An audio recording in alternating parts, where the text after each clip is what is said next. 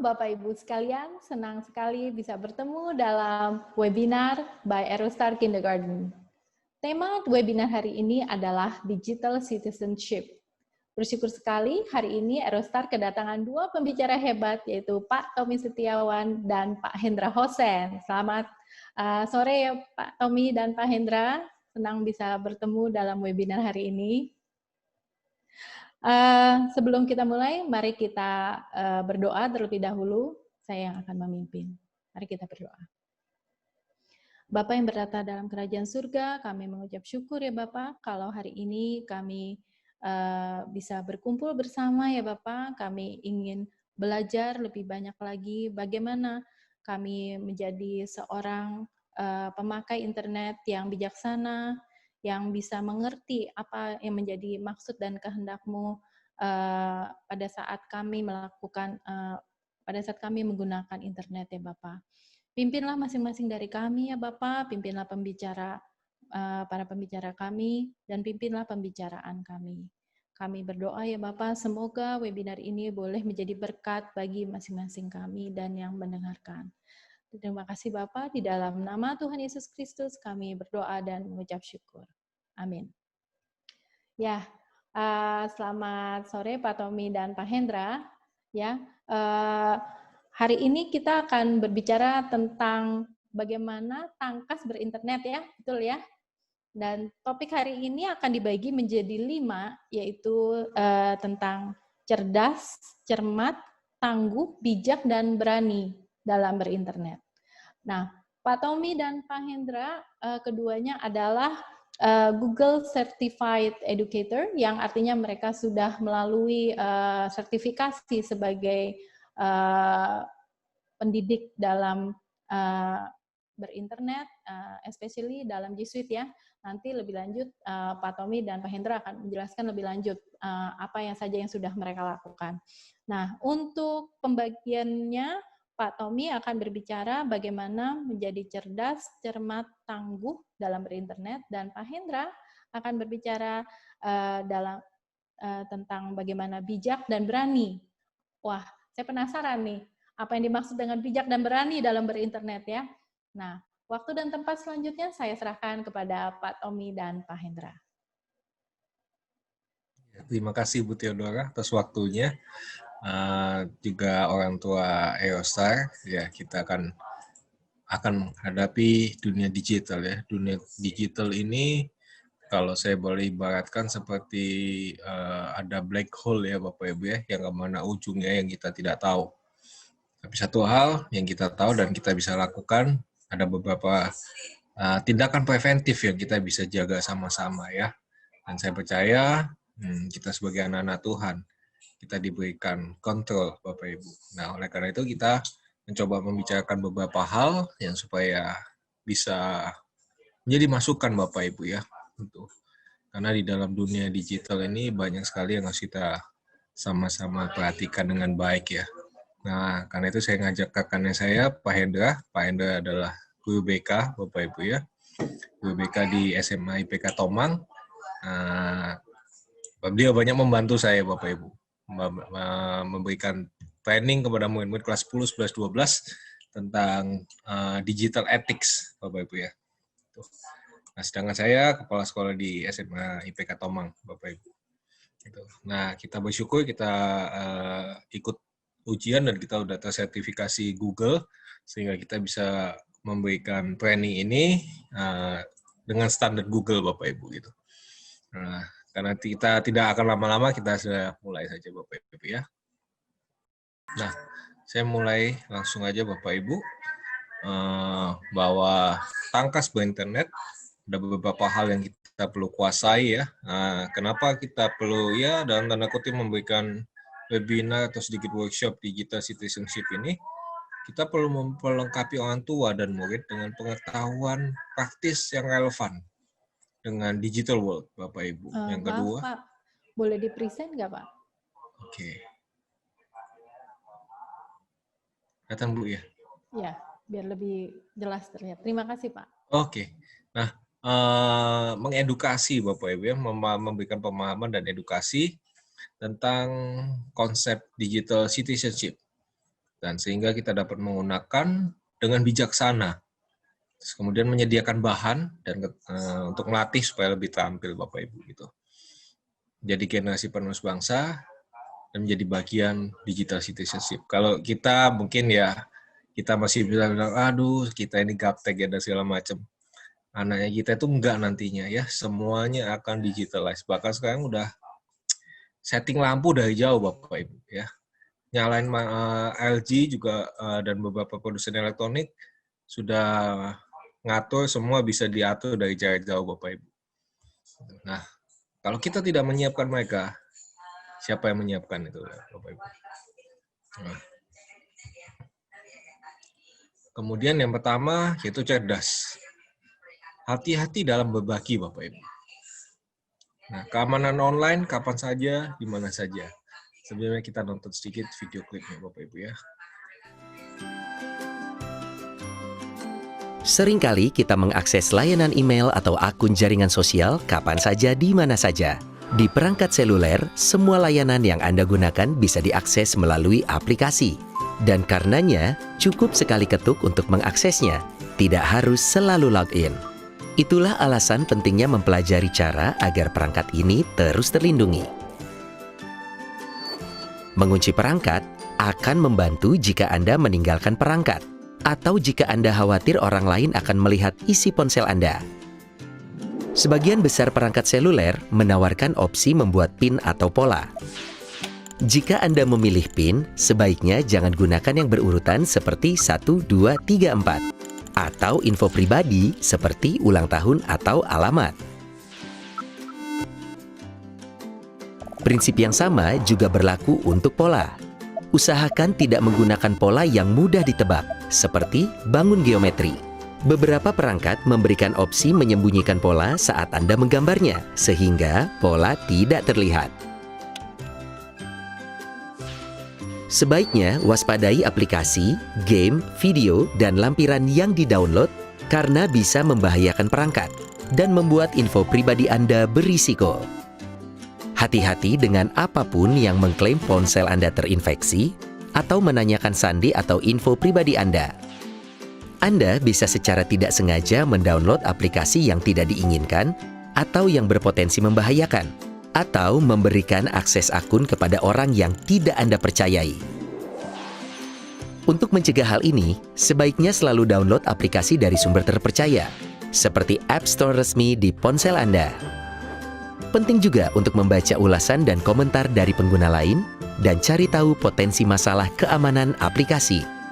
Tindakan ini bisa membantu Anda memutuskan apakah aman untuk mendownload konten.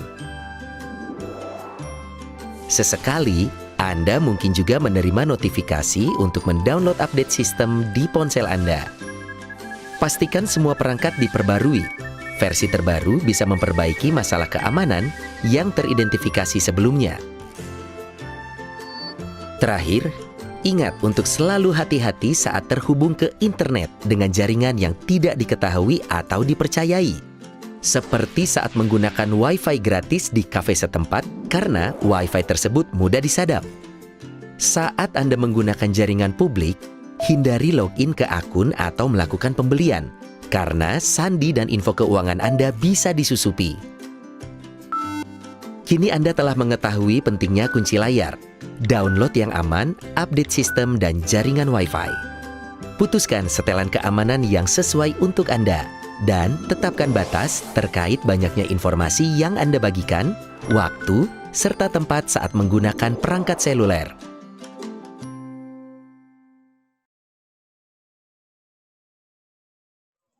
Ya, demikian Bapak Ibu, itu slide yang pertama, keamanan online di mana saja dan kapan saja gitu ya. Password itu jangan dibagi-bagi Bapak Ibu ya, karena password itu aksesnya kemana-mana ya. Akses Google itu, kalau saya Bapak Ibu ya, begitu kalau misalnya udah berhasil akses Google, itu bank account, account number, phone number, terus tagihan kartu kredit, itu semua di situ semua Bapak Ibu gitu ya. Nah, itu sangat berbahaya sekali kalau memang kita bocor. Jadi password itu kalau bisa diganti regularly dan harus terkoneksi dengan handphone. Jadi verified-nya dua cara Bapak Ibu ya. Jadi kalau misalnya ada orang coba masuk akunnya saya dapat notif langsung gitu. Terus kemudian ada aplikasi namanya Google Authenticator. Jadi dia bisa ngecek Bapak Ibu.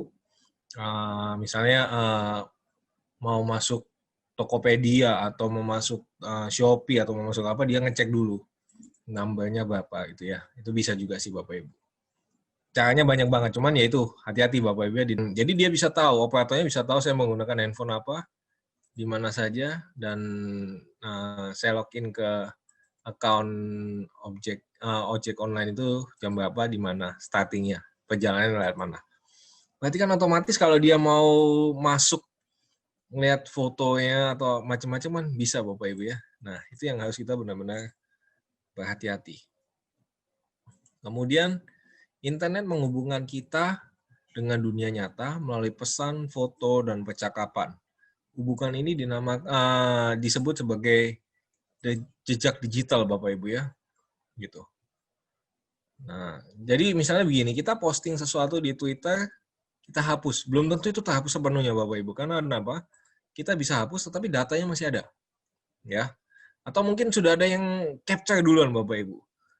Nah, itu jadi makanya kita harus sangat-sangat berhati-hati membagikan sesuatu yang positif, apalagi sekarang ada UU ITE Bapak Ibu ya.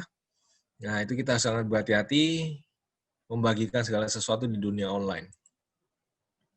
Nah, kemudian Bapak Ibu ini perhatikan ya, kan sekarang zaman lagi Google Meet, Zoom semua ya. Terus kemudian setelah rapat, kita capture lah. Nah, terus kemudian Bapak Ibu lihat di bagian atas ini ada yang dikotakin putih. Nah, kalau kita tanpa sadar, kita bagikan ini foto ini semua, ya, terus kemudian orang yang melihat kotak putih kecil di atasnya itu Bapak Ibu, itu dia share, itu adalah meeting kodenya Bapak Ibu. Nah, seringkali kita capture, ya udah, asal capture, kirim, bagi, share.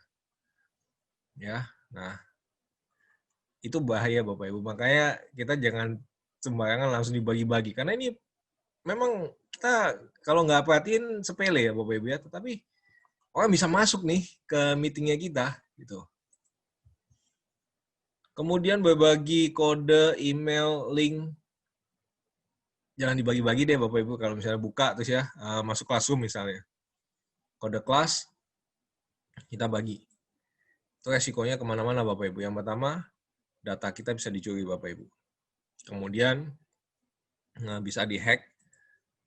Jadi kalau Bapak Ibu pengen tahu dengan Classroom ya, nanti bisa hubungin Ibu Theodora ya, supaya dibantu nanti mungkin dicarikan solusi lah ya, mungkin dengan Google Guardian atau Parental Link. Itu banyak aplikasinya Bapak Ibu. Parental Link itu salah satu aplikasi dari Google yang Bapak Ibu bisa memantau kegiatan anak-anak itu. Dia pakai Google, nonton YouTube berapa lama, dan segala macam itu bisa dicek. Jadi nggak usah khawatir Bapak Ibu. Kemudian jenis informasi, yaitu hati-hati Bapak Ibu ya, seringkali kita, wah capture foto lagi rame-rame, foto di mana. Ya, terus kemudian lokasi restoran, kita lagi foto, misalnya sekarang lagi yang hype ini kan Pancoran, ya lagi foto di Pancoran ya. Atau lagi lagi kumpul-kumpul terus tiba-tiba foto. Bisa kalau ada yang nggak suka bisa jadi masalah Bapak Ibu. Wah, nggak social distancing nih, dilaporin dan segala macam. Jadi kemudian foto depan rumah, ini kan kadang-kadang kita happy ya. Wah, mau keluarin mobil foto, masukin mobil foto. Tapi hati-hati, itu dipantau Bapak Ibu, ya. Itu zaman sekarang pencurian itu adalah pencurian data, itu lebih penting. Dan zaman sekarang jualan data itu lebih untung daripada jualan komoditi biasa Bapak Ibu. Itu nilainya lebih mahal. Ya, itu. Nah, tips internet cerdas, jadilah pengguna internet yang positif. Pikirkan segala sesuatu sebelum posting Bapak Ibu ya. Jadi misalnya gini, seringkali kita itu posting foto keluarganya kita di dalam bentuk Insta story lah, apalah ya. Bukan apa-apa sih Bapak Ibu. Zaman sekarang itu kan predator itu di mana-mana ya Bapak Ibu ya. Jadi kita harus sangat-sangat bijaksana di dalam memposting itu. Mungkin kita boleh posting di dalam lingkungan keluarga dekat, ya. Jadi orang kalau nggak kenal, nggak add Instagram, pikir kalau zaman sekarang kan begini, kayak saya dulu punya murid, dia itu baru punya anak, kan anak baby itu minyaknya macam-macam ya. Ada baby lotion lah, baby oil, whatever, itu macam-macam dah pokoknya ya. Setiap habis mandi anaknya, dia taruh botolnya itu di samping anaknya. Saya bilang, emang anaknya kamu nggak laku apa ya sampai kayak begitu ya? Oh, supaya di-endorse. Saya bilang gini, oke lah anaknya kamu bisa di-endorse ya, tetapi orang itu sudah tahu rahasianya kamu di dalam situ. Nah itu. Nah, sebab itu kita jangan berasumsi pengguna lain di internet memiliki pemahaman yang sama. Apalagi kita di Indonesia, itu netizennya, aduh sadis Bapak Ibu. Ya, itu kita bisa, waduh, dikata-katain macam-macam dah. Ya. Nah, oleh karena itu kita harus bijaksana. Dan kemudian, pernah satu kali Bapak Ibu ada cerita lucu begini. Ada teman yang saya, itu pernah sakit hati dengan satu company. Terus kemudian dia ketemu saya juga dari company itu dulunya, kemudian saya keluar, saya ikut di company lainnya. Dia ngajak saya foto, Bapak Ibu. Nah, saya kan ya pikirnya temen ngajak foto ya udahlah ya. Ya saya ngikut aja foto. Begitu diajak foto, nggak lama diposting di Facebooknya dia nulis gini. Istilahnya dia nulis panjang lebar, tapi intinya dia menuliskan sakit hatinya kepada perusahaan yang lama. Dia bilang, ini nih kita sudah keluar dari perusahaan lu, nggak lama perusahaan lu akan gone. Gitu. Saya bilang mati dah. Ini saya terlibat di dalam skandal beginian ya Bapak Ibu. Padahal kan saya cuma diajak foto sebenarnya dan saya nggak ngerti itu ya. Iya, it's okay lah. Jadi saya ngomong, saya bilang kalau mau sakit hati mah foto lu sendiri dah, jangan ajak-ajak saya. Saya bilang kan tadi janjinya cuma ngajak foto, saya bilang gitu. Itu contoh Bapak Ibu ya. Kemudian jangan mudah tertipu Bapak Ibu. Ya ini saya tampilin video klip.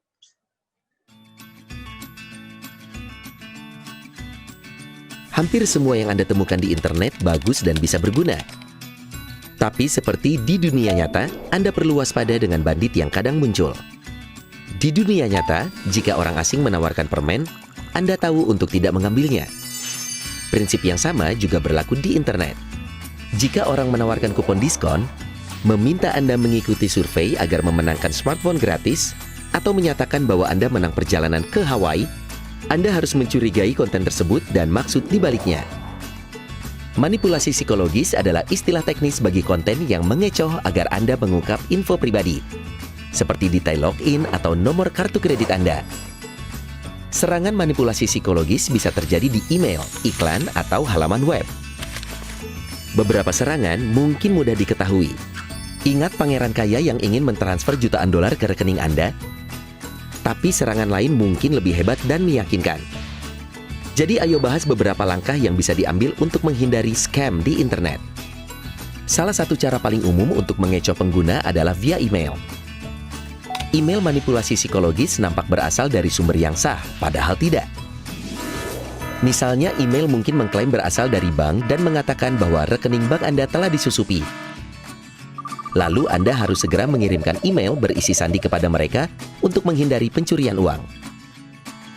Penting untuk diingat, jangan pernah kirim info pribadi via email kecuali Anda sangat yakin siapa yang akan menerimanya. Penyerang akan menggunakan segala cara untuk membuat Anda percaya bahwa alamat di email adalah sah. Memalsukan alamat dari untuk membuat email terlihat dikirim oleh orang yang Anda kenal. Jadi jangan menggunakan alamat balasan kecuali Anda yakin siapa pengirim email dan jangan mengklik link di email. Buka jendela baru dan ketikkan situs resmi bank atau perusahaan tersebut lalu cari alamat kontaknya.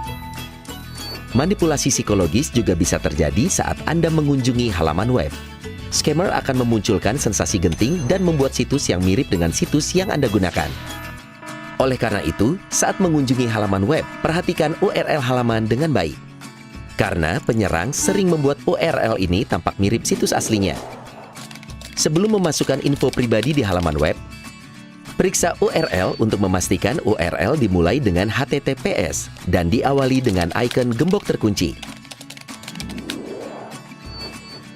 Jenis scam lainnya bisa mengecoh Anda agar mendownload malware atau software tidak diinginkan yang bisa membahayakan perangkat atau mencuri info pribadi Anda.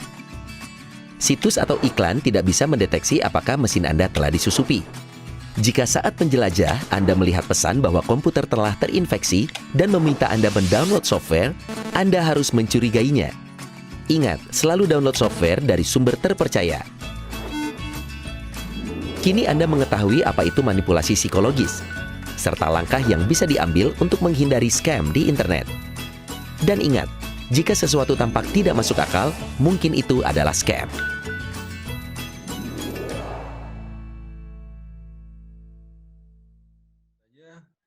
Di dalam sini ada namanya mencuri informasi, detail login, dan account. Ini Bapak Ibu, saya pernah punya satu teman, dia itu memang kerjaannya itu seperti hacker dan tugasnya mantau CCTV Bapak Ibu ya. Bapak Ibu mungkin pernah lihat kasusnya itu di salah satunya itu yang bekerja seperti begitu adalah di Narasi News, pembakaran halte busway. Ya, terus kemudian ada cerita yang orang merentetkan cerita CCTV Bapak Ibu ya. Nah, saya punya teman bagian begitu.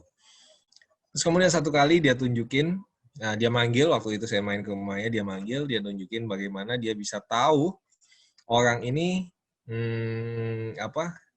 nomor klik bank account-nya dia, masuk ke account-nya itu dia tunjukin. Dia lihatnya dari mana? Dari CCTV Bapak Ibu. Gitu. Ya. Nah, sering kali kita itu buka bank account atau mau bayar, kan zaman sekarang kan banyak ya aplikasi bayar makanan apa, pakai aplikasi apa, dapat cashback berapa. Dan pas ada kita ngisinya di jalan Bapak Ibu, sambil ngantri sambil ngisi. Nah, itu sangat berbahaya Bapak Ibu. Karena kenapa? Ada mata-mata banyak yang ngecek Bapak Ibu. Gitu. Ya. Nah, kemudian ini ada beberapa contoh ya, yang atas benar, yang kedua, ketiga itu salah. Jadi Bapak Ibu harus perhatikan, misalnya Bapak Ibu login di dalam Google, di atas itu ada tanda gembok. Nah, itu yang harus diperhatikan ya, Bapak Ibu ya. Nah, kemudian kalau misalnya ada gambar-gambar you want collect the price, nah ini nggak usah diperhatiin Bapak Ibu. Ya. Kalau Bapak Ibu mau save, download antivirus ya, yang benar-benar. Tapi kalaupun enggak, asal Bapak Ibu pakainya normal aja sih. Pakai normal aja, ada Google ada Windows Defender, itu sudah cukup kuat sih ya Bapak Ibu ya untuk pemakaian normal. Kalau Bapak Ibu pakai aplikasi-aplikasi yang nembak atau aplikasi yang kopian, bajakan, itu sangat mudah sekali dihack Bapak Ibu, karena sebenarnya di saat kita install itu kita sedang memasukkan virus dalam tanda kutip juga ke dalam komputer kita. Ya, URL, ya ini ada secure dan segala macam, ini yang harus diperhatikan Bapak Ibu ya, yang kalau ada tanda secure, gembok itu aman. Nah, misalnya gini ya, terus tiba-tiba ada menang Samsung voucher dan segala macam, udah abaikan itu Bapak Ibu ya. Jangan tergoda ya. Nah, pada waktu itu Tuhan Yesus juga dicobai sama iblis ya, dibawa ke bumbungan bait Allah, ditunjukkan beberapa hal ya. Jangan tergoda Bapak Ibu ya. Itu godaan dari si jahat. Kemudian biasanya ada sering kali gini ya, ada email-email palsu. Udah abaikan aja Bapak Ibu, nggak usah dipencet apa-apa, delete langsung. Ya, keanggotaan bioskop dan ini banyak sekali. Nah, terus kemudian misalnya terus tiba-tiba saya pernah dapat email Bapak Ibu, istrinya saya sih yang dapat email dari akun Tokopedia, dibilang akunnya dia dibajak. Terus ada lagi beberapa minggu lalu aplikasi yang bisa ngecek ya kita punya akun apa aja dan akun apa aja kita yang sudah dibajak. Ya. Nah, teman saya bilang ini, Tom nih cobain supaya tahu akun lo apa aja yang dibajak. Saya bilang akunnya saya nggak ada yang dibajak sih, saya bilang gitu. Kenapa bisa? Karena di saat kita masukin email ke ininya dia, sebetulnya kan dia cuma butuh alamat emailnya kita. Sedangkan kita sedang memberikan dia data supaya apa? Supaya bisa dijual, Bapak Ibu. Ya kan kita lupa ya, datanya kita masukin dan dia tahu kita punya emailnya kita itu terhubung dengan apps apa aja. Nah, disitulah dia bisa berhasil jualan, dia survei kan. Oh, ini si misalnya Pak Hendra, dia punya akun robot hijau, punya handphonenya apa, ya itu jadi jualan dia. Padahal kita sebenarnya cuma mau ngecek kita di-hack nggak. Sebenarnya kita nggak di-hack, cuma kita sedang memberikan datanya kita buat dia. Gitu Bapak Ibu. Nah, kemudian masuk ke alamat email. Ini juga harus berhati-hati ya Bapak Ibu ya. Kalau yang di atasnya sudah mulai aneh-aneh seperti contoh begitu, abaikan saja. Jadi pakai Google aja, yaitu udah verified, download saja. Masuknya juga kalau bisa verifikasinya two steps, jadi melalui SMS dan melalui email ke email satunya. Kalau saya biasa begitu. Jadi kalau ada misalnya di rumah kan kadang-kadang anaknya saya ya sekolah online kadang-kadang juga kepencet lah dia pengen masuk ke ya namanya anak-anak ya bukan sengaja dia kepencet masuk saya dapat notif gitu Bapak Ibu. Nah kemudian ini kesalahan ejaan ya Bapak Ibu kita juga harus berhati-hati. Nah ini email ini kalau begini ya Bapak Ibu ya contohnya begini itu sebagian besar sudah bisa dikatakan nggak jelas Bapak Ibu. Kalau nggak jelas Bapak Ibu mending langsung hapus deh. Nggak usah bingung. Waduh ini gimana kalau misalnya saya pernah dapat kayak email gini ya seperti perpajakan begitu. Saya nggak bingung Bapak Ibu. Saya datengin aja kantor pajaknya saya tanyain. Ya kemudian kalau ini verifikasi nomor ponsel dan segala macam ada tiba-tiba SMS nomor Bapak dari ngakunya dari perusahaan provider Telkom. Operator dia email bahwa katanya handphonenya saya sudah nomornya saya dibajak digunakan orang lain. Saya nggak panik sih, saya cek aja penggunaan terakhir saya telepon ke siapa atau saya SMS terakhir ke siapa. Udah. Kalau nggak gitu saya tinggal telepon operator. Tolong nomornya saya diblokir. That's it. Jadi Bapak Ibu nggak usah panik. Oke. Nah, situs-situs itu banyak yang salah ketik seringkali Bapak Ibu ya. Nah, misalnya kita ngetik detik.com itu juga seringkali kita mungkin bisa salah ya. Nah, itu kita harus berhati-hati. Oke. Kesalahan ejaan. Terus misalnya account ini asli atau enggak. Di saat kita ngecek biasanya keluar Bapak Ibu ya. Kita ngecek di search engine itu di atas itu yang ada gambar gemboknya itu. Misalnya kalau kita ngetik kompas misalnya .com dia akan keluar logonya Bapak Ibu ya. Di sebelah kiri tulisannya. Nah, itu sangat itu sebenarnya safe sih. Oke. Jika kamu tertipu, apa yang harus kita lakukan? Nggak usah panik. Ya. Kasih tahu orang tua, kasih tahu guru, atau mungkin ganti password. Infokan, jadi ada beberapa hal yang harus diinfokan. Yang terpenting sih kita jangan masukin email ke mana-mana Bapak Ibu ya. Apalagi email account sekolah. Itu jangan. Ya, karena ada data-data siswanya kita di dalam. Ya, itu kasihan anak-anak kita kalau sampai data itu bocor ya Bapak Ibu ya. Yang ketiga, keep the secret. Jadi jaga rahasiamu. Kita tampilin. Kadang orang menganggap keamanan sebagai masalah teknis, dan ada kalanya begitu. Tapi bagian besar keamanan online meliputi praktik sederhana yang cerdas, seperti memilih sandi kuat. Sandi bisa dianggap sebagai kode brankas tempat menyimpan dokumen dan info Anda yang paling berharga. Pastikan sandi Anda kuat dan jangan beritahu orang lain. Untuk membuat sandi yang kuat, gunakan huruf besar dan kecil, angka, dan simbol yang berjumlah 8-9 karakter. Jangan gunakan info identitas seperti nama, alamat, nomor telepon, atau info pribadi Anda yang mudah ditebak. Misalnya nama peliharaan, nama sekolah, tim favorit, dan lain-lain. Pilih sandi yang berbeda untuk setiap akun penting Anda, seperti email, jaringan sosial, dan akun online banking. Menggunakan sandi yang sama amat berisiko.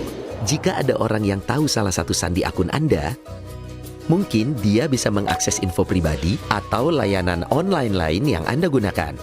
Tapi bagaimana cara membuat sandi lain yang memenuhi semua kriteria ini di tiap akun dan yang mudah diingat? Jawabannya sederhana. Anda bisa membuat frasa sandi. Untuk membuat frasa sandi, pikirkan satu kalimat yang mudah Anda ingat. Contoh, saya bertemu Alice di San Francisco pada tahun 2011. Kini ambil huruf pertama tiap kata di kalimat itu dan gunakan untuk membuat frasa sandi. Jika mungkin, konversikan kata menjadi simbol untuk membuat frasa sandi Anda lebih kuat. Frasa sandi Anda sudah jadi. Anda bisa menambahkan lapisan keamanan ekstra dengan mengaktifkan verifikasi 2 langkah. Proses keamanan yang mewajibkan 2 langkah untuk login ke layanan. Contoh, Anda harus memasukkan sandi, lalu kode yang dikirim melalui SMS ke ponsel Anda. Verifikasi 2 langkah melindungi akun Anda dengan hal yang Anda tahu, sandi Anda, dan hal yang Anda miliki, ponsel Anda. Artinya, jika orang mencuri atau menebak sandi Anda, dia masih tidak bisa login ke akun Anda karena tidak memiliki ponsel Anda. Kini Anda telah mengetahui cara login yang aman ke akun Anda. Tapi, tahu kapan harus logout juga sama pentingnya. Jika Anda menggunakan komputer bersama atau publik, seperti komputer di perpustakaan, warnet, atau rumah teman, logout dari akun Anda sebelum meninggalkan komputer. Jika tidak, pengguna komputer setelah Anda mungkin bisa mengakses akun Anda. Bagus, kini ayo bahas setelan privasi dan keamanan. Lupa sandi Anda atau kehilangan akses ke akun Anda bisa sangat menjengkelkan. Tidak ada yang mau kehilangan akses ke email, dokumen, atau fotonya. Untuk memastikan Anda bisa kembali mengakses akun dengan cepat dan mudah, penting untuk menyiapkan opsi pemulihan sandi. Hampir semua layanan online memberikan opsi menambahkan nomor telepon atau alamat email pemulihan ke akun Anda. Dengan begitu, Anda bisa menerima kode numerik atau link untuk menyetel ulang sandi dan mendapatkan kembali akses ke akun. Penting untuk menyiapkan opsi pemulihan sebelum hal ini terjadi. Luangkan waktu untuk mengakses setelan privasi dan keamanan lain di layanan online yang Anda gunakan. Ubah sandi jika curiga ada aktivitas tidak biasa di akun Anda, dan pahami kebijakan privasinya yang memberitahukan jenis informasi tentang Anda yang dikumpulkan dan disimpan serta tujuannya. Saat menggunakan jaringan sosial, tinjau setelan privasi dan keamanannya guna memutuskan jenis informasi yang terlihat di profil Anda, siapa yang bisa melihat postingan, foto, video, atau konten lain yang Anda bagikan. Kini Anda telah mengetahui cara menjaga keselamatan pribadi dan akun saat Anda sedang online.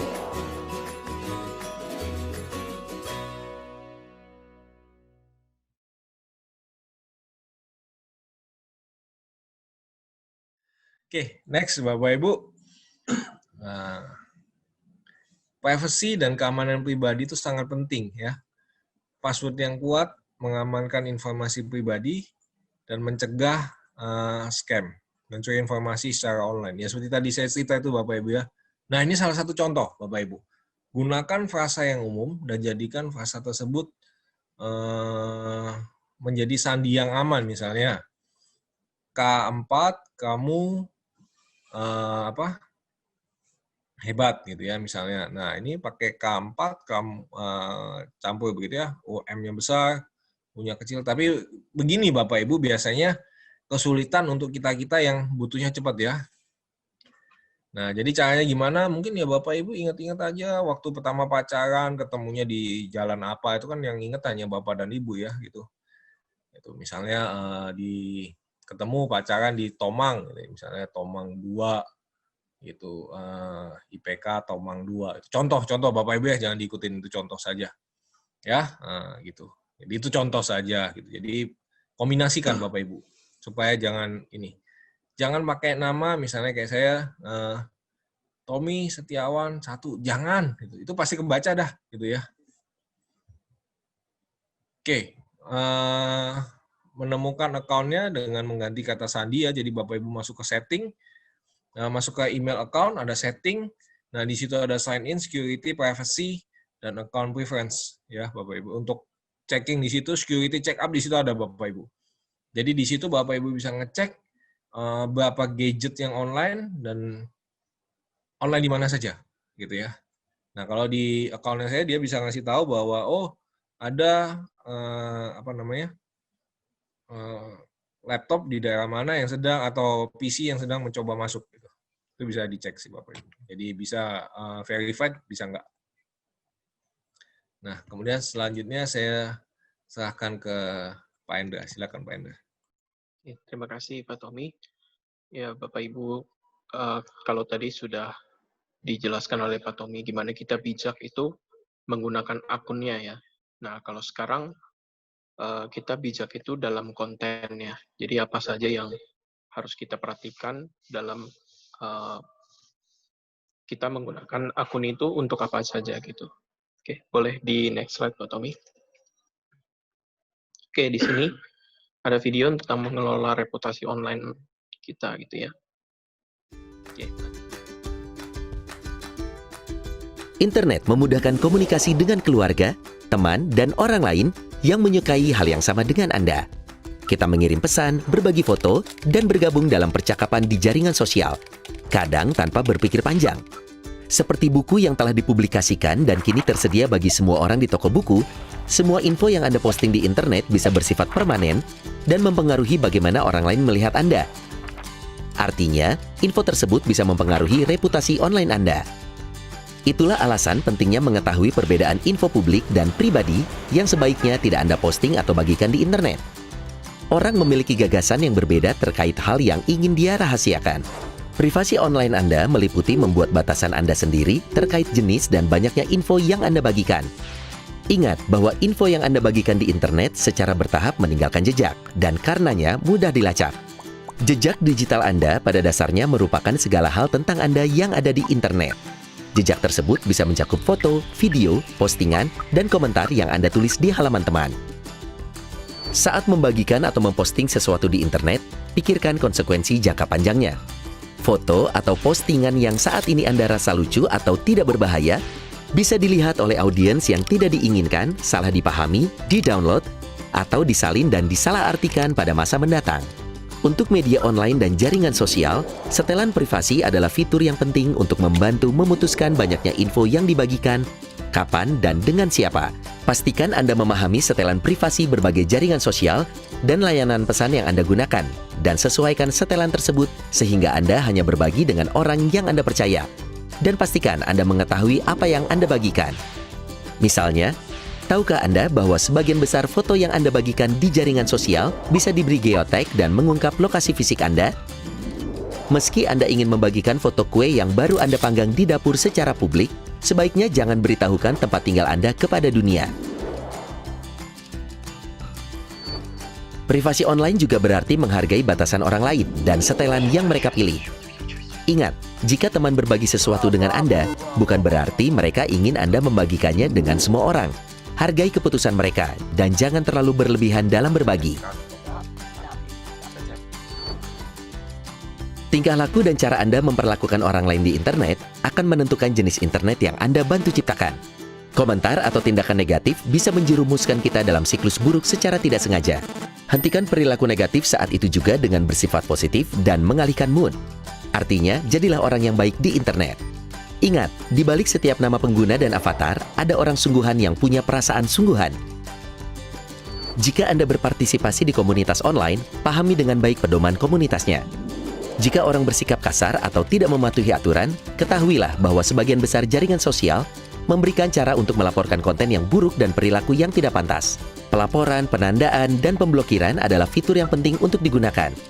Terakhir, jika Anda melihat orang menjadi target dari perkataan atau tindakan yang kejam di internet, lakukan sesuatu, jangan diam saja. Jangan meneruskan pesan yang mungkin bisa menyakiti orang lain. Beritahu orang yang mengirim pesan bahwa pesan tersebut tidak lucu dan tidak bisa diterima.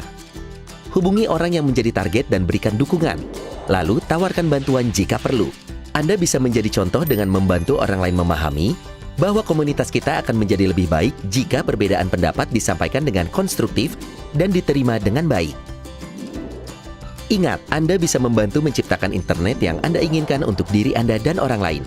Jadilah orang yang baik di internet dan tentukan batasan Anda sendiri terkait jenis dan banyaknya hal yang ingin Anda bagikan. Oke, next. Nah, Bapak Ibu, tahukah kita kalau apa yang kita posting di internet itu bisa mempengaruhi orang lain, gitu ya? Ya, kita sering banget lihat, mungkin kita tergabung di grup WhatsApp gitu ya, lalu atau mungkin di grup Facebook, Instagram, dan lain-lain. Lalu ada banyak video disebar, apalagi kalau di grup WhatsApp keluarga, setiap hari ada video dikirimin gitu kan.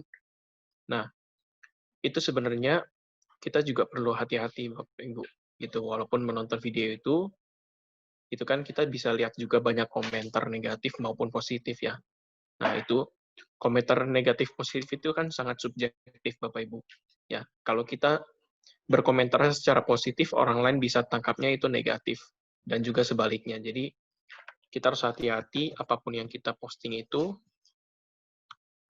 kita nggak bisa menganggap hal yang positif itu selalu positif di mata orang lain. Gitu. Begitupun juga sebaliknya. Kalau mereka menganggap itu positif, belum tentu menurut kita itu juga positif. Gitu. Apalagi kita yang sudah harusnya bijak berinternet itu, ya kita harusnya tahulah golden rule-nya. Kita kan harus memperlakukan orang lain sebagaimana kita ingin diperlakukan. Dan itu juga berlaku di dunia digital, Bapak Ibu. Gitu. Jadi kita harus tetap bisa memberikan dampak positif ke orang lain. Gitu. Dan apalagi kita nggak boleh menyebarkan yang namanya bullying gitu ya, bullying di internet. Kalau kita dengar namanya adalah cyberbullying, itu sangat sering terjadi di dunia digital. Ya, apapun yang Bapak Ibu posting, selalu pasti seminimal-minimalnya adalah satu komentar-komentar yang negatif gitu. Jadi kita harus menyebarkan kebaikan gitu ya, selalu menyebarkan kebaikan. Dan kalau ada orang-orang yang berkomentar negatif, ya kita tahu apakah itu menyebarkan sara atau bersikap bullying ke satu pihak tertentu yang kita kenal maupun orang lain gitu ya. Nah, kita memiliki kewajiban untuk melakukan dua hal ini, Bapak Ibu.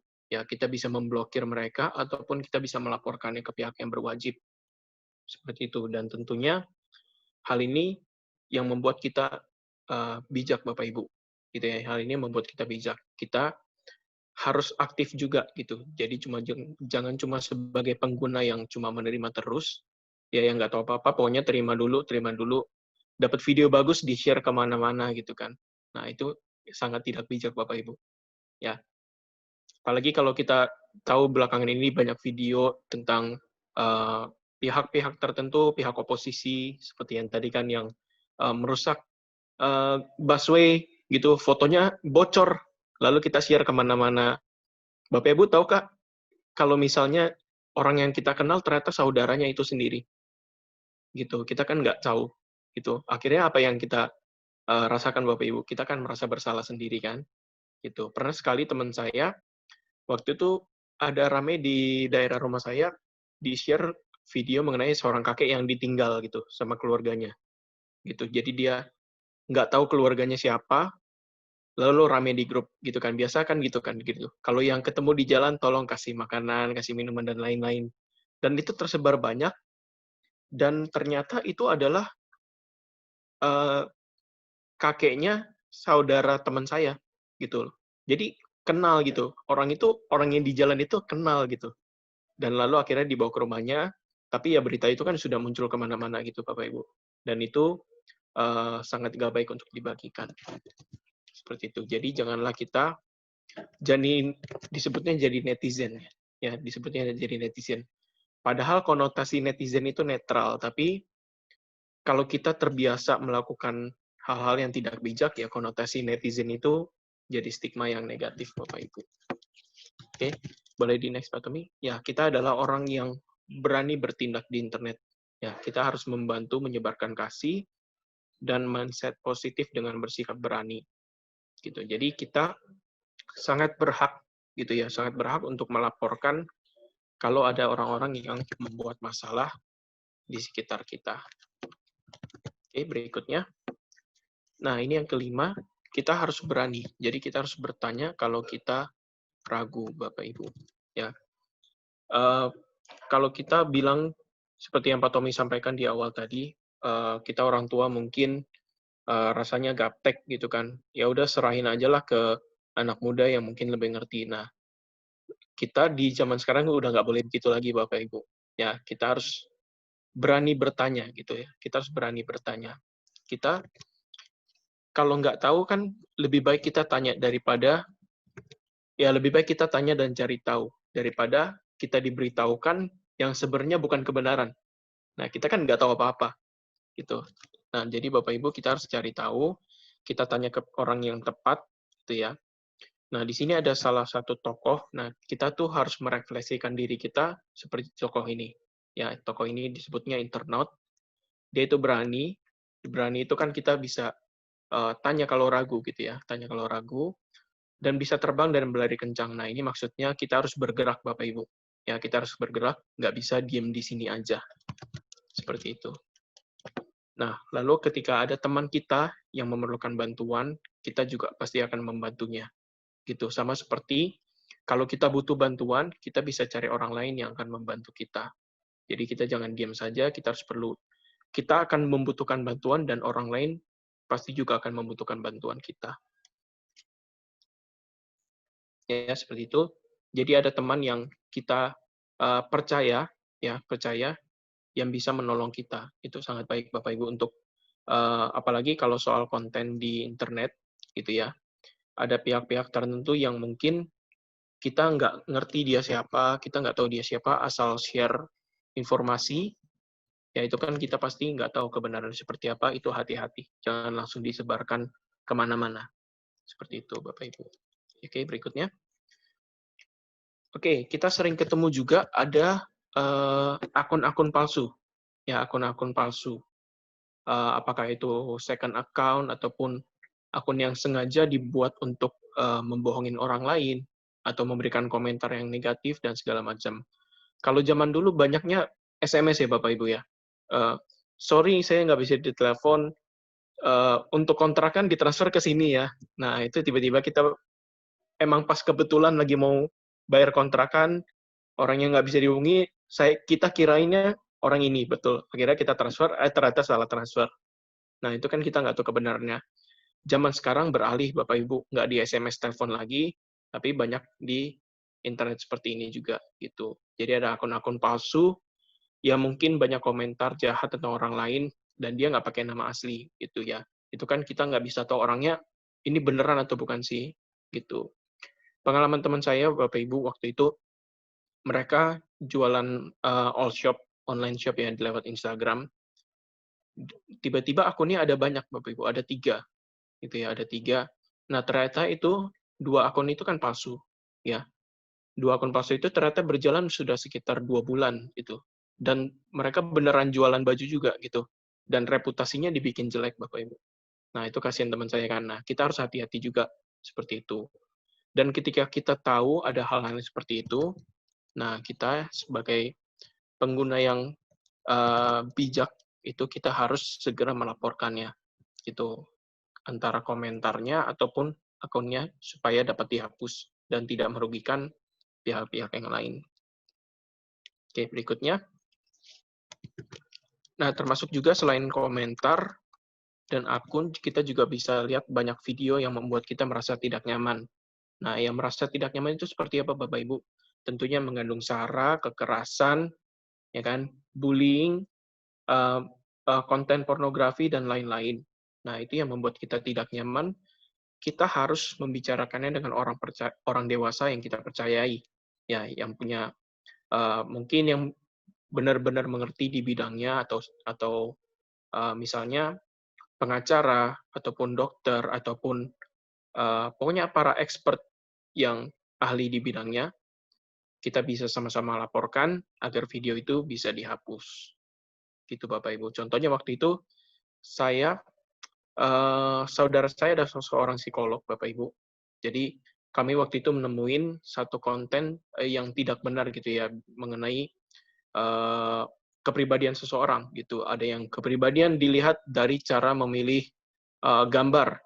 Dari 4 gambar, kalau kita pilih A nanti orangnya seperti ini, kalau pilih B orangnya seperti ini. Nah, itu kan konten yang sama sekali tidak mengedukasi, tidak tepat dan yang membodohi orang lain lah Bapak Ibu. Seperti itu. Dan jadi kita sama-sama melaporkannya seperti itu Bapak Ibu. Itu agar video tersebut dapat dihapus dan nggak merugikan siapa-siapa. Nah, inilah yang membuat ya balik lagi Bapak Ibu merefleksikan kita untuk bisa berani. Gitu. Kita akan selalu bertanya. Ya, bertanya memastikan kebenaran, memastikan faktanya seperti apa kepada orang yang dewasa yang kita percayai. Oke. Nah, ini Bapak Ibu satu pelajaran yang berlaku untuk semua interaksi di dunia digital. Ya, saat anak-anak menemukan sesuatu yang patut dipertanyakan, mereka harus merasa nyaman untuk berbicara dengan orang dewasa yang mereka percayai. Kita dapat mendukung perilaku ini dengan menanamkan komunikasi terbuka di rumah dan di kelas. Nah, Bapak Ibu, kita mungkin nggak tahu anak-anak kita pas mereka lagi sekolah, mereka buka website apa, tiba-tiba buka yang aneh-aneh gitu kan. Nah, ketika mereka bertanya, ya, menemukan sesuatu yang patut dipertanyakan, ya, kita sebagai orang tua itu harus memberikan pengertian. Jangan memberikan penghakiman dulu, Bapak Ibu. Ya, ketika kita memberikan langsung penghakiman, kenapa kamu buka-buka ini? Padahal mungkin mereka nggak sengaja ngebuka, gitu kan. Atau tiba-tiba dikirimin dari temennya, mereka buka, terus kita lihat, ini konten pornografi, kita langsung berikan penghakiman. Akhirnya, nggak boleh pakai HP sebulan, gitu kan. Jadi di rumah ditinggal dengan Chromebook-nya di kamar, nggak bisa buka yang lain-lain, gitu. Tapi kita nggak memberikan pengertian. Nah, mereka tidak akan nyaman, ya, mereka tidak akan nyaman dan tidak akan mengkomunikasikan hal ini lagi ke kita. Jadi Bapak Ibu ketika menemukan hal-hal yang perlu dipertanyakan, ya Bapak Ibu harus memberikan pengertian. Mereka harus merasa nyaman untuk berbicara dengan Bapak Ibu. Gitu. Jadi komunikasi ini harus dibangun dengan memberikan pemahaman Bapak Ibu, pemahaman, pengertian, diskusi, dan juga tentunya dengan kasih sayang Bapak Ibu. Kalau kita mengajarkan anak-anak cuma dengan pembatasan, kita berikan hukuman, penghakiman, ya kita akan lihat nantinya, ya anak-anak kita itu nggak akan terbuka lagi dengan kita. Tapi ketika kita bisa memberikan pengertian yang tepat, komunikasi dengan tepat yang terbuka, ya mereka akan terus merasa nyaman dan akan terus bisa berkomunikasi dengan kita, Bapak Ibu. Oke, nah ini beberapa hal yang dapat kita lakukan. Ya, jelaskan aturan dan berikan saran penggunaan teknologi yang baik. Ya, dan juga konsekuensi dari teknologi yang tidak pantas. Ya, kita tahu Bapak Ibu kita sering bilang ke anak-anak jangan main game terus gitu kan. Jangan main game terus nonton nggak boleh lama-lama. Kamu udah belajar belum? Udah kerjain PR belum? Ya, pertanyaan-pertanyaan seperti itu kita bisa ubah caranya Bapak Ibu dengan tidak mengurangi esensinya. Ya, misalnya jelaskan kalau lagi jam belajar, baiknya kita belajar ya setelah belajar, setelah kerjain tugas, ayo kita bisa mungkin punya waktu sama-sama dengan gadget kita bisa main game bareng, bisa nonton video bareng mungkin, ya. Ya, Bapak Ibu kita sering lihat kan kalau misalnya lagi makan keluarga sambil main HP, sambil main game, dipanggil jawab doang tapi matanya tetap di HP gitu kan. Nah, itu adalah konsekuensi dari kita tidak memberikan aturan dan arahan yang jelas Bapak Ibu. Gitu. Jadi harus dilatih Bapak Ibu, memang harus dilatih. Nggak sekali ngomong langsung berubah. Jadi Bapak Ibu sekali ngomong jangan harapkan besoknya langsung berubah gitu ya. Jadi sekali ngomong, besoknya kalau nggak berubah, jangan langsung dibentak Bapak Ibu. Boleh ingatkan lagi, perlahan demi perlahan. Dan kalau ada aturan yang jelas gitu ya, dan saran yang jelas, ketika mereka mengerti, mereka akan melakukannya. Seperti itu Bapak Ibu. Dan kita perlu komunikasi dengan sering-sering ajak bicara Bapak Ibu ya. Jadi kalau di rumah ngobrol dengan anak itu jangan lewat WA Bapak Ibu ya. Jangan lewat WA, jangan lewat Line. Ya datengin ke kamarnya, udah kemakan atau belum, ya lagi kerjain apa, komunikasi gitu Bapak Ibu ya. Jadi kalau serumah memang mungkin rumahnya besar gitu ya, rumahnya besar, kamarnya jauh-jauhan gitu kan. Kalau nanya, "Mama di mana?" Padahal ada di rumah tapi saling ngechat gitu kan, ya lebih baik komunikasi langsung lah Bapak Ibu gitu. Ya kan? Jangan sampai anak kita pulang nggak tahu udah pulang atau belum di chat, "Kamu udah pulang atau belum?" Seperti itu. Ya, gitu Bapak Ibu. Nah, ini untuk tipsnya, tips kita berani berinternet. Kalau kita menemukan hal negatif seperti yang tadi, kita harus bijak. Jangan diem aja, kita berhak untuk melaporkannya ya kepada orang yang percaya. Lalu kita perlu membicarakannya ya atau meminta bantuan kalau kita terbatas kalau kita nggak ngerti ataupun kalau kita nggak punya kapasitas di sana, gitu ya. Lalu yang ketiga, kita bisa melaporkan dan memblokir konten yang tidak pantas. Ya, kalau video-video di YouTube, foto-foto di Instagram, Facebook, ada pilihan untuk report kalau Bapak Ibu merasa hal itu adalah konten yang tidak mengedukasi, membahayakan dan lain-lain, Bapak Ibu bisa langsung report. Gitu. Lalu yang keempat, sebelum memblokir ada baiknya kita ada bukti dulu. Ya, ada bukti dulu. Kita mungkin bisa dengan screenshot ya ataupun memfotonya, lalu baru kita blokir dan melaporkannya. Dan yang kelima, jangan takut Bapak Ibu karena kita berlakunya benar, gitu ya. Karena kita berlakunya benar, kita nggak perlu takut.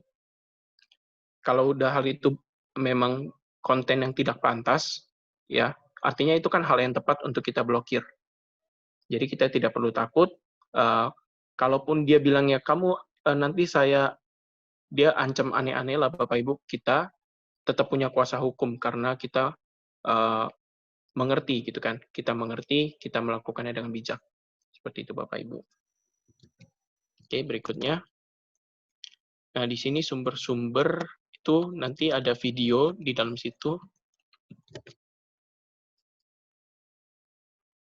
Lalu juga ini Internet terus berkembang.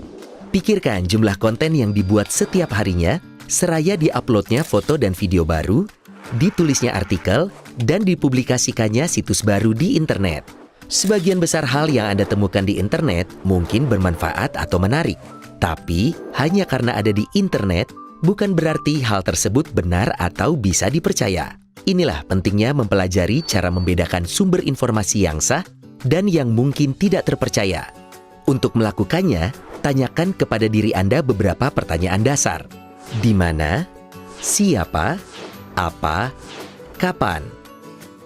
Di mana? Di mana tempat konten dipublikasikan? Berita, info, atau opini tentang subjek yang sama bisa disajikan dari perspektif lain tergantung tempat publikasinya. Tanyakan kepada diri Anda, situs jenis apa yang mempublikasikannya? Apakah situs bisnis, sumber berita, atau blog pribadi? Setelah Anda mengetahui jenis situs yang Anda lihat, tanyakan kepada diri Anda, apa tujuan situs tersebut? Apakah tujuannya menjual, memberi info, menjelaskan, meyakinkan, atau menghibur? Siapa? Kini semua orang bisa menulis di internet, tapi tidak semuanya adalah pakar atas subjek yang dia tulis. Meski kadang anonim, praktik yang baik adalah mencari nama penulis di awal atau akhir teks dan melakukan riset untuk menentukan kualifikasi penulis. Apa sudut pandang situs tersebut?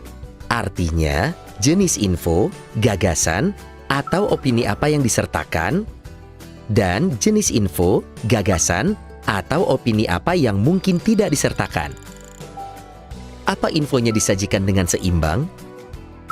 Mungkinkah penulis memiliki bias? Selalu ada setidaknya dua sisi dalam satu cerita.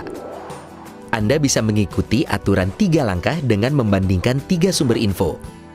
Dan ingatlah untuk menyertakan satu sumber yang sudut pandangnya berbeda. Kapan?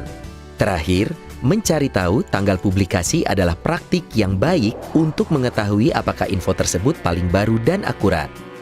Meski di beberapa kasus tindakan ini mungkin tidak perlu dilakukan, penting untuk memverifikasi tanggal publikasi peristiwa yang lebih baru. Kini Anda mengetahui beberapa kriteria yang bisa digunakan saat menghadapi info baru. Selalu periksa fakta yang Anda temukan dan bandingkan minimal 3 sumber yang berbeda sebelum mencapai kesimpulan.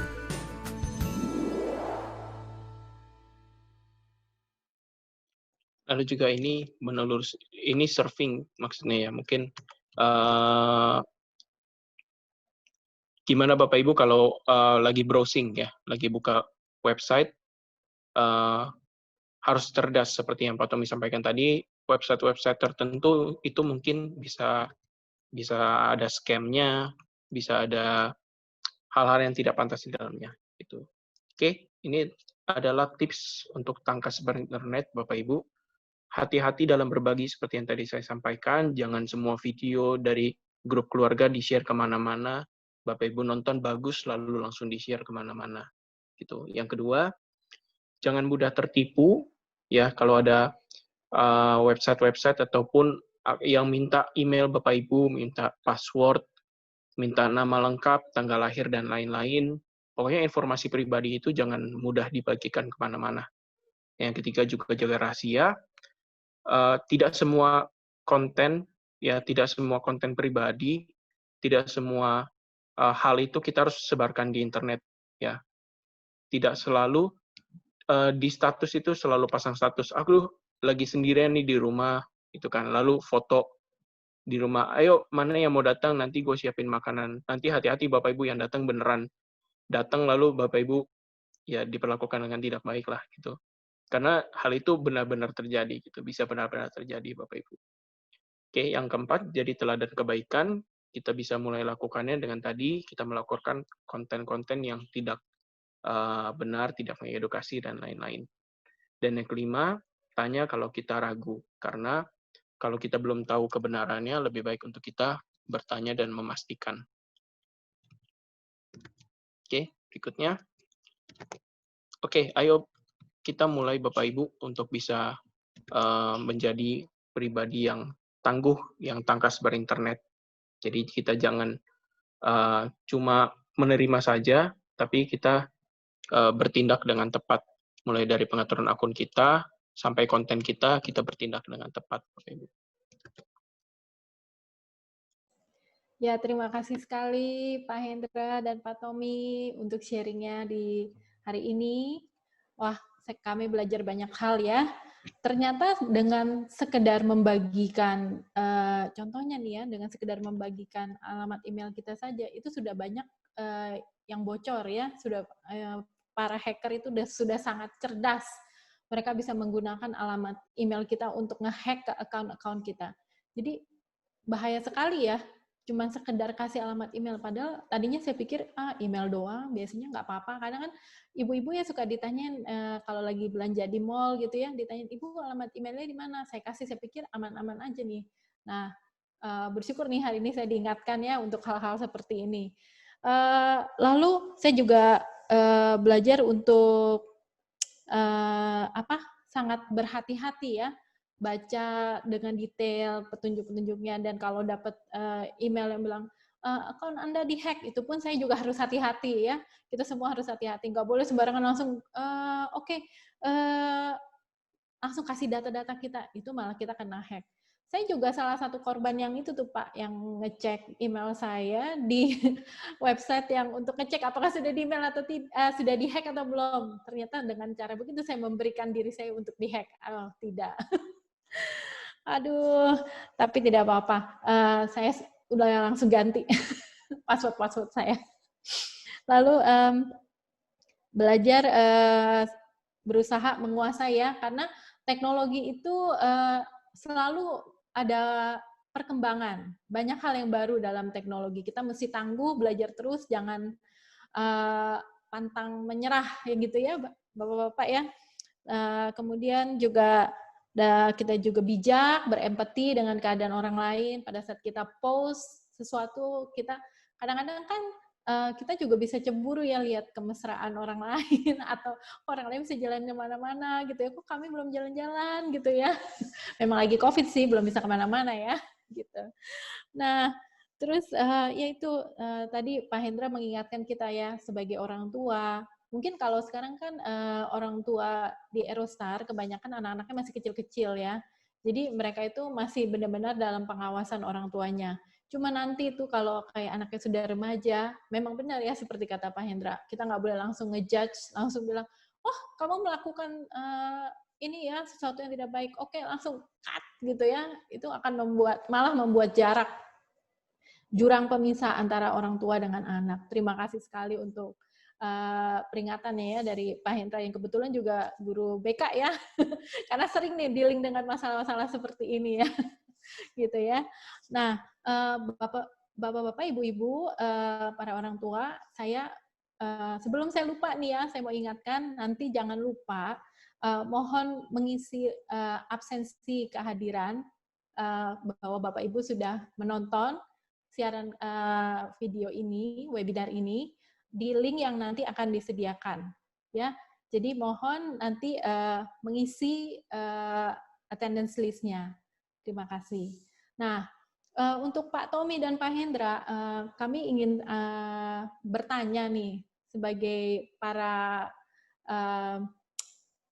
pendidik yang kami spesialisasinya di TK, ya. Jadi kalau TK itu kan ada keunikannya sendiri ya, Bapak-bapak ya.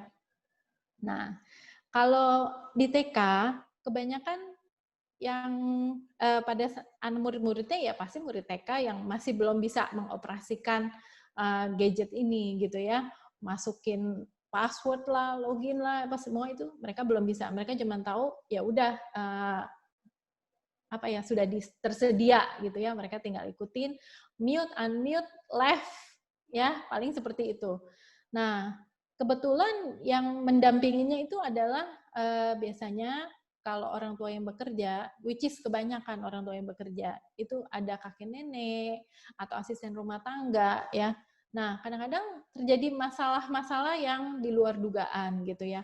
Memang sih kami tuh sebagai guru dan juga para staf ya di Aerostar, kami sudah berusaha menjelaskan jauh-jauh hari ya, setiap ada yang baru atau yang masih belum, misalnya ada kedatangan orang baru dalam keluarga mereka, ya kami akan training ulang gitu ya. Tapi mungkin Bapak ada tips ya untuk kami, bagaimana kami bisa menolong supaya selain dari hal-hal yang rutin, login dan tentang kerahasiaan dan lain sebagainya ya Pak, kerahasiaan password ya, mungkin ada tips atau trik ya yang bisa membantu kami gitu, Bapak-bapak. Yang kami itu mungkin bisa miss gitu. Ya, mungkin dari Pak Hendra dulu, silakan Pak Hendra. Iya, kalau tadi banyak mungkin orang tua yang sambil kerja kan, lalu yang dampingin kakek neneknya atau asisten rumah tangga atau mungkin saudaranya di situ juga. Itu. Kadang-kadang ada yang kakaknya. Iya, betul. Jadi Kakaknya sambil yang sekolah, yang gede, yang udah SD, dia bukain login buat adiknya. Jadi dua-duanya sekolah gitu. Okay. Ada yang kayak gitu. Iya, kalau itu masalahnya kan tentu keterbatasan ini ya, keterbatasan karena anaknya belum bisa ngapa-ngapain lah gitu kan, masih cuma diterima nonton doang gitu. Ya mungkin perlu pendampingan yang ekstra sih, memang perlu pendampingan yang ekstra. Lalu anak-anak itu kan belum mengerti gitu ya, belum ngerti kalau ini gurunya hilang, tiba-tiba kan mereka nyariin gitu kan, kemana ini? Ya, gitu. bisa sampai atau nangis Pak. Iya itu kan. Kalau mendadak putus, ada tuh sempat ada yang nangis gitu. Nangis, iya oke. Nah, kalau gitu memang koordinasi antara yang ada di rumah itu harus ada sih, gitu. Jadi siapa yang bertanggung jawab di rumah, yang temenin anaknya siapa, dan itu harus jelas gitu. Jadi nggak bisa diputer-puter, ditambah-tambah orangnya. Ataupun nggak bisa, ini kan anak sendiri ya, nggak bisa serah terima gitu kan. Temenin anak gue sekolah gitu. Satu gitu kan. hari terus besok ganti lagi, nggak bisa ya? Iya, betul sekali. Itu nggak bisa mungkin. Itu kan nggak mungkin dilakukan gitu. Nah, kalau orang yang tua yang sudah ngerti, pastinya mereka akan tetapin siapa yang jaga, apakah gantian, apakah giliran atau gimana gitu. Kalau yang saya pahami sendiri, jadi pendampingan itu kan harus khusus kalau ke anak kecil gitu. Jadi sebisa mungkin orangnya sih tetap gitu, orangnya akan harus tetap, dan informasi apapun itu harus segera disampaikan lewat grup. Biasanya kan ada grup orang tua dengan murid gitu ya, orang tua dengan gurunya. Itu harus selalu ada koordinasi. Jadi anak-anak itu nggak kehilangan momen lah, nggak kehilangan momen di sekolahnya. Gitu sih. Ya. Terima kasih Pak Hendra. Apakah Pak Tommy ada tambahan? Ya, Silakan, saya Pak. setuju dengan Pak Hendra ya. Makasih Pak Hendra. Jadi kalau kita melihat kan anak-anak usia segitu tuh membangun trust Bapak Ibu ya.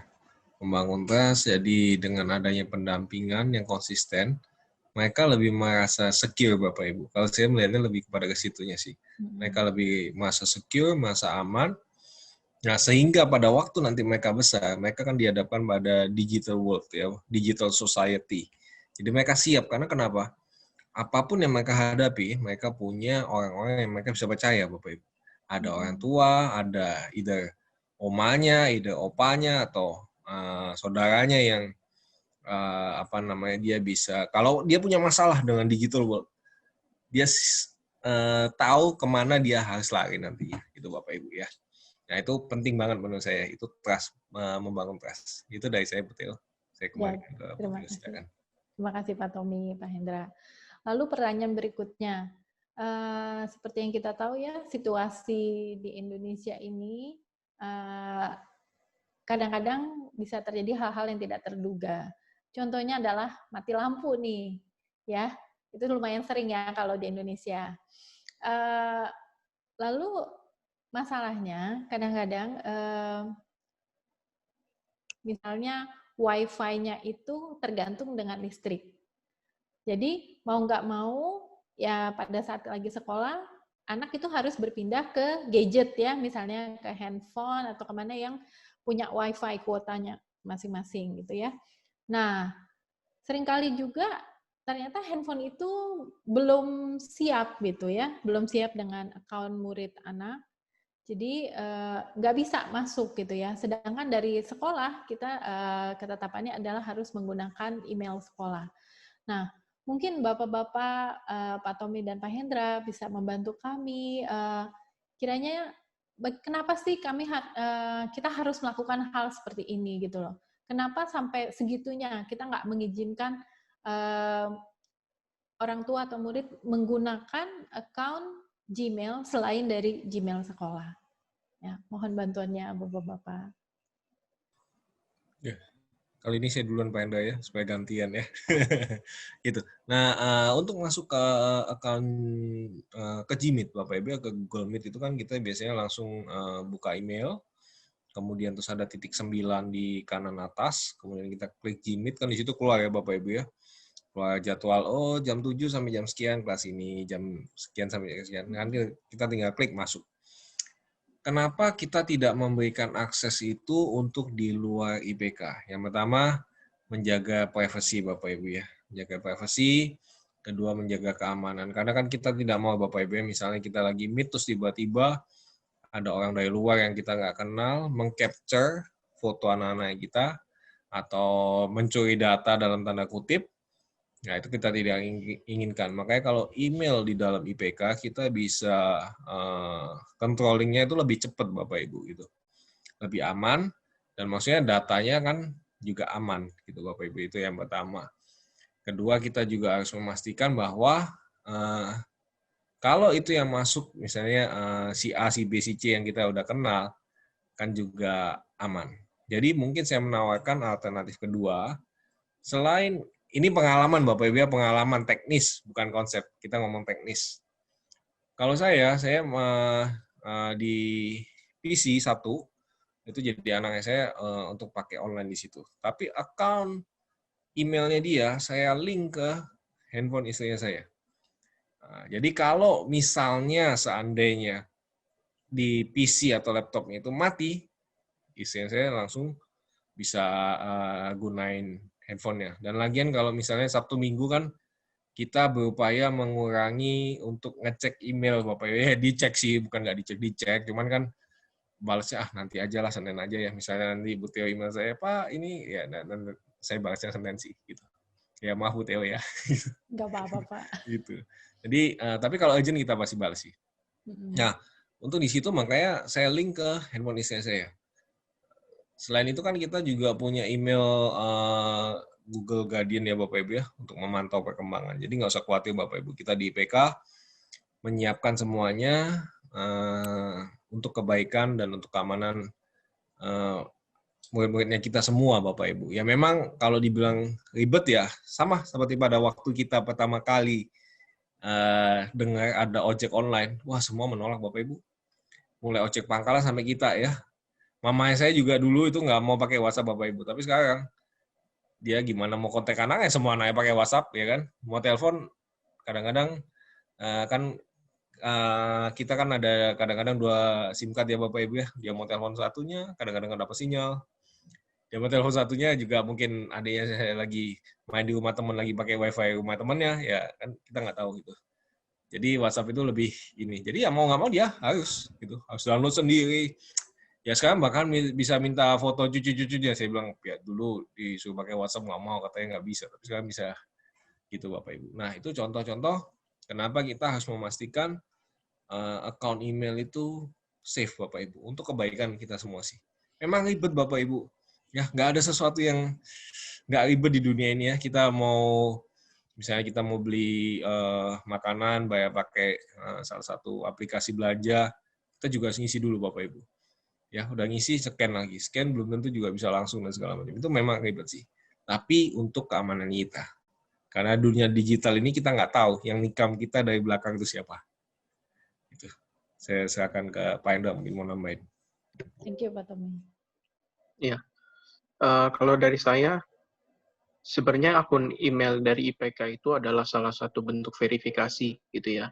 Kalau kita lihat ada domainnya di belakang, nama anak kita, nama siswa, lalu lokasi, lalu ada sch.id. Itu kan artinya akun itu adalah akun yang real, gitu ya, akun yang jelas, bukan akun scam, bukan akun palsu, bukan akun orang lain dan lain-lain, gitu. Jadi dengan kita menggunakan akun email IPK itu, ya benar-benar terverifikasi gitu loh. Ini Hendra ya beneran Hendra yang ini gitu. Ya kan, kalau kita misalnya pakai email pribadi, namanya bisa diganti, data-data pribadinya bisa diganti, itu kan kita nggak tahu orang itu siapa gitu. Apalagi kalau kita sudah mulai kelas gitu kan, Google Meet, anaknya nggak datang-datang, tapi ada akun email dari luar yang mau masuk itu kan pasti harus ada izin dulu gitu. Kalau dari IPK sangat terkontrol Bapak Ibu ya. Jadi kalau ada dari email pribadi itu kita bisa tolak kalau mereka mau masuk gitu. Nah jadi kalau Bapak Ibu nggak bisa masuk Google Meet, tertolak mungkin karena nggak pakai email pribadi, dan itu salah satu bentuk verifikasi untuk melindungi data kita, untuk melindungi data anak-anak kita juga gitu. Jadi yang di dalam itu nggak bisa sembarangan orang masuk gitu. Jadi salah satu bentuk verifikasi orang itu beneran siswa kita gitu. Ya, terima kasih Pak Hendra untuk penjelasannya ya. Jadi semakin banyak nih ya alasan kenapa kita harus menggunakan email sekolah untuk bergabung dalam Jimit dan ataupun aktivitas kelas lainnya. Nah, untuk pertanyaan yang terakhir nih kepada Pak Tommy dan Pak Hendra, boleh nggak kasih kami semacam perintah-perintah kunci ya dalam G Suite gitu ya, atau hal-hal apa yang kami misalnya untuk kalau di Aerostar sih kami hanya banyak pakai Google Calendar dan Gmeet dan Google Drive ya. Kalau untuk Google Classroom, penugasan, assignment kami lebih banyak belum ya. Kami biasanya lihat langsung dari observasi melalui video ataupun foto ya dari yang sudah diberikan oleh orang tua ataupun pada saat interaksi pada saat Gmeet. Nah, tapi mungkin ada hal-hal perintah-perintah dalam G Suite ya yang bisa menolong para orang tua yang biasanya menjadi pertanyaan gitu. Apakah Pak Tommy dan Pak Hendra ada tips-tipsnya untuk kami? Silakan Pak Hendra dulu, gantian Pak. Ya oke. Sebenarnya Bapak Ibu, kalau dari aplikasi G Suite itu sebenarnya memang prinsipnya itu harus dicobain ya, harus dicobain baru ngerti, harus sering-sering dipakai gitu ya, harus sering-sering dipakai. Gimana caranya buka kalender ya kan, kalau Bapak Ibu buka Google Chrome ya kan, mungkin kebiasaan kita nggak tahu itu buka tab-nya ada berapa banyak, tiba-tiba numpuk gitu kan, terus laptopnya jadi lambat dan lain-lain.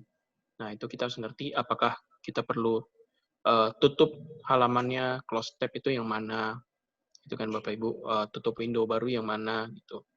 Kalau Google Meet-nya nggak ada suara, kita harus pencet yang mana gitu. Nah, itu harus dicobain Bapak Ibu. Pengaturan bahasa juga penting. Kalau Bapak Ibu kesulitan dalam bahasa Inggris, itu bisa ada pengaturan dalam bahasa Indonesia. Ya, Bapak Ibu bisa nonton juga, dicek di YouTube juga, penjelasan-penjelasan mengenai berbagai aplikasi, berbagai tombol di situ sudah jelas gitu, sudah sangat jelas. Ya, balik lagi Bapak Ibu, prinsipnya harus dicoba dan harus sering pakai. Gitu sih. Itu dari saya, Pak Tommy. Silakan. Ya, makasih Pak Enda. Kalau dari saya meng-highlight yaitu Google Drive Bapak Ibu ya. Nah, Google Drive itu sangat menolong Bapak Ibu. Kalau saya zaman dulu kerja itu kan kita pakai Office itu kan malas pindah-pindahin ya. Oh, iya. Minimal kita bawa flash disk lah Bapak Ibu ya. Nah, kalau zaman dulu kan harus bawa laptopnya bawa pulang, nanti besok bawa ke sekolah lagi, aduh capek banget deh. Terus kemudian bawa flash disk. Udah agak maju bawa flash disk. Flash disk saya bolak-balik hilang Bapak Ibu. Ya, bolak-balik hilang, jadi aduh pusing saya. Ya, jadi kalau sekarang saya udah nggak usah bawa pulang flash disk lagi, saya tinggal masukin di drive, udah saya tinggal buka di rumah Bapak Ibu. Dan itu lebih menguntungkan. Misalnya kemudian anak saya lagi bikin tugas nih, bikin video kan, zaman sekarang kan banyak bikin video ya Bapak Ibu ya, bikin video, terus istri saya bilang minta tolong editin dong, ya tinggal kirim ya di drive, saya ngecek, saya kirim balik.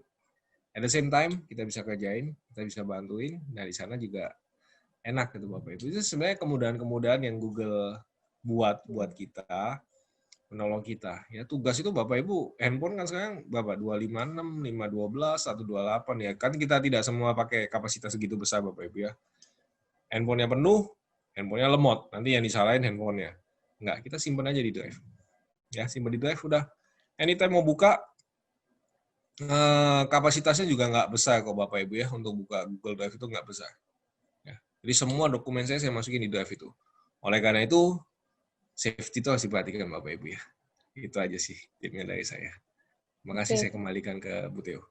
Terima kasih Pak Tommy, Pak Hendra untuk tips-tips di ujung dari webinar kita hari ini. Ya, tidak terasa ya sudah 1 jaman ya kita bicara ya. Terima kasih loh untuk kehadirannya, untuk sharingnya. Dan Bapak Ibu, jika masih ada pertanyaan, jangan ragu untuk bertanya kepada kami, bisa melalui WhatsApp sekolah ataupun email ke helpdesk@aerostar.ipk.sch.id. Bapak Ibu, sekali lagi saya ingatkan, jangan lupa mengisi absen, ya, absen untuk attendance list bahwa Bapak Ibu sudah mengikuti webinar pada hari ini. Terima kasih sekali untuk kehadirannya, untuk kerjasamanya, dan kita akan tutup dalam doa. Saya akan memimpin doa bersama. Mari kita berdoa. Bapa yang bertata dalam kerajaan surga, kami mengucap syukur untuk hari ini ya Bapak, kami bisa bertemu, kami bisa berbincang-bincang ya Bapak. Hari ini kami belajar banyak hal, kami diingatkan betapa pentingnya kami untuk berhati-hati ya Bapak dalam menggunakan internet. Internet sebagai bantuan dari teknologi yang sudah begitu maju ya Bapak, tetapi di satu sisi internet juga memiliki peluang untuk merugikan kami. Untuk itu ya Bapak, berikanlah kami hikmat bijaksana dan keinginan untuk selalu belajar ya Bapak. Dan kami bisa menggunakan internet dengan sebaik-baiknya seturut dengan perintah-Mu. Tolong setiap kami supaya kami bisa lebih lagi bijaksana. Dan terima kasih ya Bapak, di dalam nama Tuhan Yesus Kristus kami berdoa dan mengucap syukur. Amin. Terima kasih Bapak, Bapak-Bapak untuk kehadirannya hari ini. Sampai jumpa lagi. Terima kasih Bapak Ibu, terima kasih Bu Theo, terima kasih, pamit. Terima kasih Bapak Ibu, Bu Theo.